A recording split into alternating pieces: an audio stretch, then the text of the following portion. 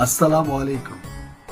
तमाम दुनिया भर के मुसलमानों को ईद उल अजहा की खुशियाँ बहुत बहुत मुबारक हो।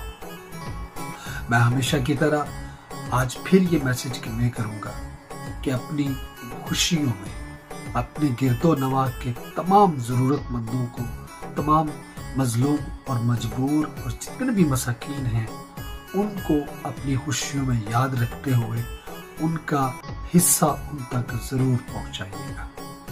अपनी दुआओं में हमेशा तमाम मजलूमों बिलखसूस फ़लस्तीन के मुसलमानों और कश्मीर के मुसलमानों की आज़ादी के लिए ज़रूर दुआ करें। ईद की खुशियाँ बहुत बहुत मुबारक हो।